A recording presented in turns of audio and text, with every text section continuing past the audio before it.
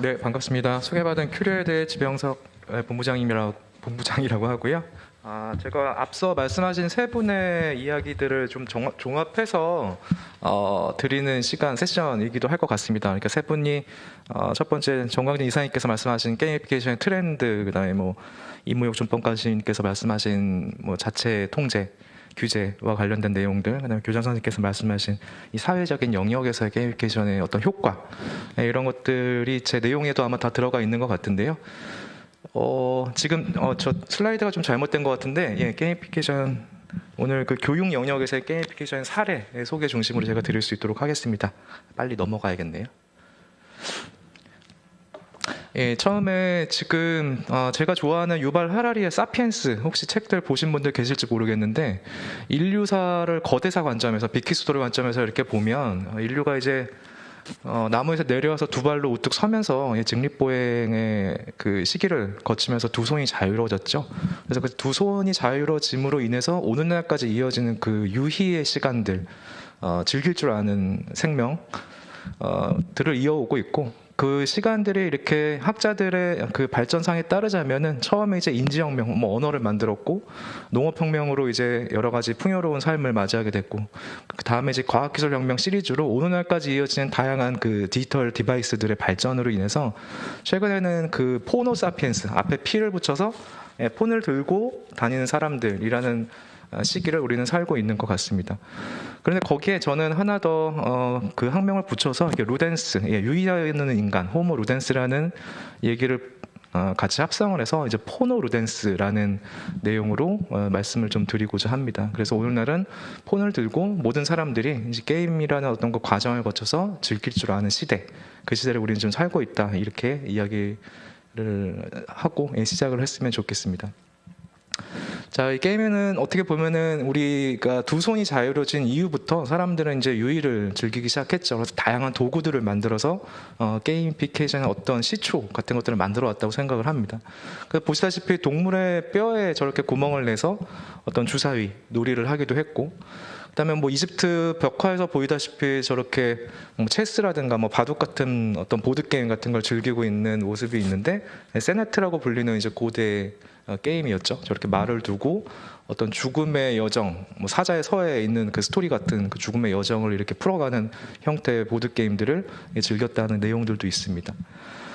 그렇게 보자면 요즘에 아까 교장 선생님께서 말씀하셨듯이 요즘에는 아이들한테 최근까지는 뭐 게임하면은 안 돼, 게임은 나쁜 것이야, 하면 머리가 좀비가 될 거야, 뭐 이렇게 얘기를 했지만, 결과적으로 보면 우리는 아주 오랜 시절부터 게임을 즐겨왔던 것이죠. 그래서 최근에는 아이들과 어떤 커뮤니케이션하는 방법 같은 것들이 좀 많이 바뀌어야 한다고 생각을 합니다. 그래서 예를 들어서 뭐 오늘 보스는 어땠니? 그러니까 보스를 잡을 때, 게임상에 어떤 보스를 잡을 때 너는 어떤 스킬을 어떤 방식으로 획득을 해서 팀플레이를 어떻게 갖고 보스를 물리쳤니? 라는 형태의 엄마 아빠 아이들 간의 커뮤니케이션이 있으면 어떨까 하는 그런 생각들도 한번 해봅니다. 자, 그래서 보면 여러 분들께서 말씀하셨듯이 그 게이미피케이션의 어떤 기본 과정, 도전을 거치고 경쟁을 하고 성취를 해서 보상과 그다음 관계를 다시 재형성하는 그 과정들이 게이미피케이션 어떤 기본 골자로 해서 오늘날까지 많은 이 게임, 디지털상에서만 이루어지는 게임이 아니라 그 오프라인에서의 영역이 이루어지는 모든 과정들이 게이미피케이션에 적용되고 있고, 우리는 그 질서 체계 안에서 학습을 하고 그다음에 질서를 배우고 규칙을 배우고 그러면서 또 관계 재형성을 하게 되는 그런 과정들이 끊임없이 이 사회의 과정에서 면면이 나타나고 있지 않나, 그렇게 생각을 합니다. 자, 그러면 결과적으로 이 디지털 대전환 시대, 지금 우리가 4차 산업혁명이라고 말하고 있는 버전 4에 해당하는 시기를 우리는 살고 있는데, 그럼 거기서 과연 우리는 게이미피케이션에 어떤 역할들을 고민을 해봐야 될까? 어떤 효과성들을 우리가 좀 입증을 하면서 이것들이 좋다고 하는데, 그럼 어떻게 우리 사회의 교육과 사회의 발전을 적용을 시켜서 발전을 해나갈까를 좀 고민해야 되는 시기를 생각해 볼 수 있을 것 같습니다. 제가 준비한 장표랑은 좀 틀려서 좀 당황스러운데, 그래서 제 개인적으로는 다학제 영역에서 우리가 이제 학교뿐만 아니라 성인이 됐을 때 여러 가지 조직과 기관에 우리가 속하게 되면서 이제 HR 영역까지 이렇게 하는 여러 가지 하는 모든 그 생애주기별 영역에서 이 게이미피케이션은 다양한 효과들을 주더라. 근데 그 효과들 특성들을 살펴보면 예를 들어서 뭐 디브리핑을 하는 그 과정에서 내가 무엇을 알고 있는지를 다시 한번 느낄 수 있는 메타인지 같은 것들이 형성이 될 수 있을 것 같고요. 그 다음에 디지털이란 게 아날로그처럼 처음부터 끝까지 순차적으로 따라가야 되는 개념이 아니다 보니까 언제든지 리플레이를 할 수 있고 내가 그 원하는 지점으로 메타를 써가고 이렇게 메타 정보로 인해서 들어갈 수가 있는 것이죠. 그러다 보니까 플립 러닝이라고 하는 거꾸로 학습 같은 것들도 유일하게 가능합니다. 심지어 뭐 팀빌딩은 뭐 말할 것도 없고, 그 다음에 우리가 함께 이제 자기주도적 학습 같은 것, 뭐 이런 것들이 다 게이미피케이션 디지털 디바이스 안에서는 우리가 가능한 그 시기. 그런 효과들을 적용을 해서 다양한 교육 영역, 심지어 생애 주기별로 다양하게 우리가 생을 살아가는 모든 과정에서 규칙과 학습을 배울 수 있는 요소로서의 게이미피케이션이 이제 좋은 툴이 되더라라고 하는 말씀들을 좀 드리고 싶고요. 아까 정광래 이사님께서 여러 가지 게이미피케이션 뭐 트렌드를 말씀하셨듯이 점차적으로 그 시장은 넓어질 거라고 지금 예측이 되고 있고요. 코로나 시절 때 우리 한번 돌아보시면은 모든 산업이 이제 멈췄음에도 불구하고 디지털 디바이스 같은 것들이 발전하면서 용어는 약간 마케팅적인 형태가 있습니다만 이제 메타버스, 웨어러블 디바이스 같은 것들로 인해서 이제 행동 인터넷 같은 것들이 점차적으로 활성화가 되면서 이 게이미피케이션 시장은 다양한 방면으로 이제 더욱더 성장할 것이라고 믿어 의심치 않게 되어 있는 시점인 것 같습니다. 하나 예시를 제가 들어드리자면 그 월마트의 스파크시티라는 일종 최근에 이제 메타버스라고 불리는 그 과정인데요. 신입사원이 들어오게 되면은 저렇게 오프라인에서 바로 어떤 직무 교육을 받고 현장에 배치되는 게 아니라 이런 플랫폼 안에 들어와서 미리 뭐 재고 관리는 어떻게 해야 되는지, 또 어떤 프로세스로 내가 어떤 일을 주문 배송을 해야 되는지에 대한 것들을 이렇게 학습할 수 있고 다양한 포인트를 얻어서 그 사전 직무 교육에 대한 어떤 그 성과 피드백을 받을 수 있는 그 플랫폼 같은 것들을 운영을 하고 있습니다. 아주 좋은 사례가 된 것 같고요. 그래서 최근에는 이런 것들을 통해서 다양한 그 우리가 지금 흔히 얘기하는 그 메타버스, 뭐 캐릭터 움직이고 하는 아주 일종의 아주 작은 부분이지만 그런 형태로 우리나라의 다양한 기업들이 자기네 아이덴티티를 활용한 메타버스 같은 것들을 만들어서 저렇게 교육이라든가 HR 영역에 많이 쓰고 있더라 하는 부분들을 확인할 수 있을 것 같습니다. 다양한 또 사례가 있는데요. 제가 미국의 뉴욕 중심부에 있는 아마존고를 이제 갔었던 경험이 있는데 가면은 무인 결제 매장이죠. 엄청나게 그 기술력이 투여된 모션 인식 기술 카메라 같은 것들이 위에 엄청나게 많이 쌓여져 있고 제가 가서 실험을 했습니다. 한겨울이었는데 커피포트에 커피가 끓고 있었고요. 그냥 종이컵에서 그냥 커피만 이렇게 따라갖고 제가 코트로 이렇게 가리면서 커피를 따라갖고 나왔는데 여지없이 3초 뒤에 결제가 되더라. 다 이제 저를 보고 있는 것이죠. 자, 그런 모든 그 우리의 기존 관점, 편의점에 가서 점원한테 상품을 주고 계산을 하고 그걸 다시 이제 갖고 오게 되는 모든 프로세스들을 단순하게 그냥 가지고 나가세요, 제발. 예, 걱정하지 말고 고민하지 말고 갖고 나가세요라고 하는 형태의 어떤 일상의 어떤 프로세스를 바꿀 수 있는 게이미피케이션 같은 것들도 직접 경험을 해본 사례가 있고요. 여러분들 많이 또 가입하시고 사용하시는 우리 스타벅스의 그 로열티 프로그램 같은 것들. 예. 아주 좋은 형태의 하나의 보상 프로그램, 그다음에 멤버십 같은 것들을 이렇게 고도화할 수 있는, 시험할 수 있는 좋은 툴이 되리라 생각을 합니다. 그리고 아까 또 카카오 26조 적금 말씀하셨지만 토스에서도 이렇게 걷기만 해도, 친구랑 걷기만 해도 이렇게 돈을 줄 수 있는 저런 게이미피케이션 모델들도 있고요. 그다음에 뭐 테크핀, 요즘에는 이제 핀테크로 거꾸로 테크핀 업체라고 많이 부르지만 테크핀 업체에서 어떤 금융과 관련된 형태의 다양한 게임과 접목된 금융 지식 전파 사례 같은 것들도 이제는 우리 일상 주변에서 언제든지 우리가 쉽게 찾아볼 수 있는 사례가 되지 않나 생각을 합니다. 자, 이제 저희 회사 소개인데요. 저희 회사는 게이미피케이션 플랫폼을 만들고 있는 기업입니다. 아직 게이미피케이션이라는 개념들이 우리나라에서 약간 조금 생소하기도 하고, 그 다음에 어떤 분들은 되게 전통적인 개념이다라고 말씀들도 하시지만 요즘 시기가 딱 적기인 것 같습니다. 그래서 저희가 에듀테크로 전환을 한 뒤에 최근에는 게이미피케이션 관련된 세계관을 구축을 하고 있고요. 그래서 그것들을 종합해서 플랫폼화 서비스를 하는 그 관점들을 국내에서 조금 발빠르게 움직이고 있지 않나라는 생각을 합니다. 그래서 그동안 저희가 학습 컨텐츠를 만들어 온 것들은 전체 한 85,000개 정도 이상이 되고 있고 누적 사용자층 한 6만 명 정도 전 세계적으로 보유를 하고 있습니다. 그래서 다양한 학습 컨텐츠를 중심으로 해서 이것들을 어떻게 게이미피케이션과 적용을 해서 서비스를 할 것인가 하는 그런 관점들, 모델들을 지금 고민을 하면서 여러 가지 서비스들을 출시하고 또 실증하고 있다 이렇게 보시면 좋겠습니다. 저희는 2016년에 설립을 해서 아직까지 열심히 이제 매년 이어져 오고 있고요. 다양한 IP 기반의 어떤 서비스들, 콘텐츠 저작 도구부터 시작해서 게이미피케이션 학습 플랫폼, 그 다음에 광고 기반의 퀴즈 게이미피케이션, 그 다음에 우리 특수 아동이라고 할까요? 장애를 갖고 있는 친구들이 어떤 사회적인 맥락을 형성할 수 있는 형태의 게이미피케이션, 상호 간의 어떤 상호작용을 반복하게 함으로써 그래서 특수학교 학급들과도 다양한 이야기들을 해내가고 있습니다. 제 소개가 아까 부족했었던 것 같은데 저는 최근까지 올 중반까지 대통령 직속 4차 산업혁명위원회에서 이 디지털 대전환과 관련된 부분들에 대해서 어떻게 이 모든 영역에 있어갖고 디지털 대전환을 전파할 것인가 하는 이제 교육사무관으로 일을 하다가 이제 큐리어드에 합류를 해서 이제 그런 연구들, 그런 영역들을 어떻게 하면 이 기존에 불러왔었던 이러닝, 그 다음에 그것들이 발전해서 디지털 컨텐츠, 그 다음에 그것들이 더 종합화된 게이미피케이션 플랫폼들을 어떻게 서비스할 것인가를 연구하고 저희 직원들과 같이 이렇게 노력해서 새로운 서비스를 만들고 있다 이렇게 보시면 좋겠습니다. 그 중에 하나 소개해드리고 싶은 게 저희가 라포라포라고 하는 게이미피케이션 플랫폼입니다. 그래서 현재 K-12 전국의 많은 초, 중, 고등학교, 특수학교까지 해갖고 이제 실증들을 많이 하고 있고요. 그것들을 넘어서서 일반 공무원이라든가 그 다음에 일반 성인들 대상으로도 HR 과정에서도 많이 활용을 하고 있습니다. 이렇게만 보시면 재미없으니까 이제 이런 기본 맵들을 통해 갖고 다양한 학습 컨텐츠로 접근을 할 수가 있는데요.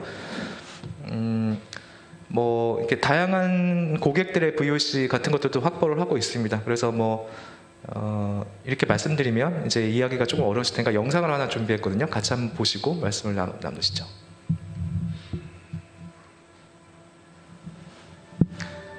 자, 저희 이천에 있는 부발중학교에서 이 게이미피케이션 플랫폼을 적용했었던 사례입니다. 이거는 여러 가지 중에서 QR코드 기반으로 해서 특정 테마를 선택을 한 다음에 저렇게 예를 들어서 학교 폭력과 관련된 컨텐츠를 선택을 해서 QR코드를 특정 장소에 이렇게 배치를 해놓은 다음에 학생들이 이제 게임 방에 입장을 하게 되면 자동으로 팀 생성이 가능을 하고요. 그래서 그 팀 생성이 된 이후에 아이들은 그 배부된 QR코드에 있는 위치로 가서 QR코드를 찍으면 나타나게 하는 이제 테마와 관련된 퀴즈 같은 것들을 이제 풉니다. 그런 퀴즈들을 풀면서 포인트를 획득을 하고요. 그 포인트들을 모아서 결과적으로 방을 탈출하기 위한 방탈출 게임인데 방을 탈출하기 위한 힌트를 이제 얻게 되는 형태로 퀴즈에서 획득한 포인트를 획득하게 되고요. 그래서 결과적으로 친구들과 추론과 논의를 통해서 이제 방을 탈출하게 되는 어떤 미션 수행하게 되는 그런 과정들을 운영하고 있는 프로그램이다. 이렇게 보시면 좋겠습니다. 다시 한번 자세하게 설명을 드리면 저렇게 저희 라포라포 플랫폼 안에 들어가면 이제 QR 퀴즈 기반의 또 방탈출이 있고 그 안에 이제 다양하게 만들어진 테마들이 있습니다. 이거는 저희가 직접적으로 제공하는 것도 있지만 저희는 어떻게 보면 프로슈머 관점이라고 해서 프로덕트, 그러니까 어떤 테마를 컨텐츠를 생성하는 사람들을 소비자로 이렇게 일원화하게끔 해서 지금 현직에 있는 교사분들께서도 많은 테마들을 직접 만들고 계시고요. 그 다음에 범교과 형태로 학교 폭력, 그 다음에 환경, 그것도 뭐 있을까요? 그다음 안전 뭐 등등과 관련된 다양한 영역에서의 그 테마들이 있고, 그다음에 또 다른 게임 형태 뭐 히트앤런이라고 하는 야구 게임 기반의 게임캐션에서는 우리 그 아이들의 그 학습 교과 학습 영역과 연관된 형태의 게임캐션 테마들도 적용을 해서 학습뿐만 아니라 다양한 형태에서 창의적 체험 활동에서도 활용할 수 있게끔 하는 형태 테마들을 저희가 구성을 하고 있습니다. 그래서 여기서 좀 더 나아가서 일반적으로 그런 저런 컨텐츠를 만들고 컨텐츠를 이용을 하고 그다음에 디브리핑을 하고 이런 과정들은 좋은데, 자 그러면 저렇게 컨텐츠를 직접적으로 만들어 주었었던 고객층들한테는 어떤 보상을 해줄 것인가에 대한 개념으로 좀 더 나아가서 블록체인 기술을 이용해서 저희가 NFT 발행 기술들을 적용을 또 하고 있습니다. 그래서 이제 예를 들어서 특정 학교의 선생님이 아주 좋은 콘텐츠를 만들어서 아주 많은 사람들이 그것을 사용을 했다라고 했었을 때 그 콘텐츠를 소유권을 이전을 할 수도 있고, 그 다음에 그 콘텐츠가 다양한 쪽으로 거래됨으로 인해서 나타나는 어떤 투명의 어떤 이력상의 그 과정들도 우리가 확인할 수가 있고, 그러면서 명성이 더 쌓이게 되면 더 나은 형태의 보상들을 저희가 주어질 수 있는 형태로서도 고민을 하고 있어서 이 게임캐션 플랫폼 안에서 다양한 기술들도 접목해서 추진하고 있다, 이렇게 봐주시면 감사하겠습니다. 요거는 저희가 또 다른 제품으로요, 그 핑퐁이라고 하는 아까 말씀드렸었던 특수 학교에서 사용할 만한 게임피케이션입니다. 그 우리 이상한 변호사 우영우 같은 드라마를 통해서도 이제 많이 회자가 됐지만, 이 발달장애 친구들이 갖고 있는 어떤 특정 행동을 이렇게 반복해서 학습하게 하는 형태의 사회적 맥락, 이 친구들이 예를 들어서 이제 바리스타에 취업을 하고 싶은 친구들이 현장에 가서 어떻게 하면 손님의 요구를 니즈를 제대로 파악을 해서 상품을 제대로 전달할 때까지 그런 프로세스를 올바르게 수행할 것인가를 학습하게 하는 그 플랫폼이라고 보시면 좋겠습니다. 그래서 저희가 명칭을 핑퐁이라고 붙인 것도 탁구가 서로 이제 상호작용을 하면서 게임들을 이렇게 이루어 나가듯이 선생님과 그 다음에 학생들 그 상황에서 사회적 상황 스토리를 만들고, 그 스토리 안에서 다양한 인터랙션을 저렇게 반복적으로 수행하면서 특정 미션들을 이렇게 깨달아가는 과정들을 할 수 있게끔 저희가 컨텐츠를 만들어서 특수 장애를 갖고 있는 친구들한테 적용을 해보고자 하는 그런 작업들도 진행하고 있다, 이렇게 보시면 좋겠습니다. 그래서 저희가 지금 국내, 그 다음에 해외, 저희 자카르타 국제학교 한국학교에서도 사용을 하고 계시고요. 국내 다양한 지역들, 그 다음에 뿐만 아니라 기업, 기관, 일반, 부처에서도 사용을 하고 있고, 대학생 등등 해서 K-12를 넘어서 이제 HR 영역까지 저희가 이렇게 게임캐션을 적용하고 있다, 이렇게 보시면 좋겠습니다. 다양한 형태의 언론 보도 같은 것들도 통해서 열심히 노력을 하고 있다, 이렇게 보시면 좋겠고요. 마지막으로 제 사업 홍보 간단하게 드리겠습니다. 저희가 지금 미디어 채널 삼촌 알려주세요. 혹시 이거 방송 보고 계시거나 현장에 계신 분들은 유튜브에 삼촌 알려주세요, 이렇게 구독, 요즘에 조댓구알이라고 잘 아시죠? 좋아요, 댓글, 구독, 알림 설정 하는데, 제가 간단하게 그냥 미디어 채널 홍보를 드리는 게 아니라 이 플랫폼을 통해서 저희가 또 다양한 새로운 시도를 한번 해보고 있습니다. 여기에 이 플랫폼의 취지는 이제 B급 감성으로 이제 삼촌이 어떤 특정한 지식에 대해서 재미있게 설명을 해주는 조카한테 그런 취지로 저희가 영상들을 지금 만들고 있는데요. 여기에 나와 있는 내용들을 기반으로 해서 저희가 하나의 또 앱을 만들었습니다. 그래서 위퀴즈라고, 같이 우리가 퀴즈를 풀자라고 하는 위퀴즈 앱인데요. 예를 들어서 아까 그 영상을 보고 공부를 한 내용들을 이렇게 퀴즈 기반의 앱으로 들어와서 이제 다양한 아이템들을 사용하면서 퀴즈를 풀어가는 그 과정에서 그 학습 효과가 실로 대단하다는 걸 저희가 통계상으로도 느꼈습니다. 최근에 개인정보보호위원회하고 전국의 초중고 학생들을 대상으로 해서 개인정보 보호 장학 퀴즈를 저희 위퀴즈 플랫폼 기반으로 서비스를 했었는데, 생각보다 아이들이 아이템을 써가면서 재미있게 게임 참여를 하고, 심지어 그것들을 반복해서 문제들을 랜덤으로 이렇게 출제를 하고 또 반복해서 참여할 수 있는 기회를 제공해서 주다 보니까 개인정보 보호에 관련된 어려운 개념들도 학생들이 즉각적으로 이제 각인이 되는 효과 같은 것들을 저희가 통계상으로 확인도 했고, 그 만족도 조사를 통해서도 이게 분명히 게임 그 학습 효과가 있더라라고 하는 부분들을 저희가 확인을 또 했습니다. 그래서 궁극적으로는 이렇게 예를 들어서 저희가 뭐 미디어, 유튜브 미디어라든가 아니면 자체 운영하고 있는 다양한 어떤 지식, 뭐 컨퍼런스 같은 지식 디바이스 같은 것들을 모아서 이런 위키즈 같은 게이미피케이션 앱과 접목을 시켜갖고 다양한 형태로 또 고객들과 이렇게 만날 수 있는 그런 기회들, 접점들을 찾아 나가고 있다. 또 이렇게 봐주시면 좋겠습니다. 네, 제 발표는 여기까지고요. 또 추가적인 이야기는 질문 사항 또 받으면서 추가적으로 이야기 드릴 수 있도록 하겠습니다. 감사합니다.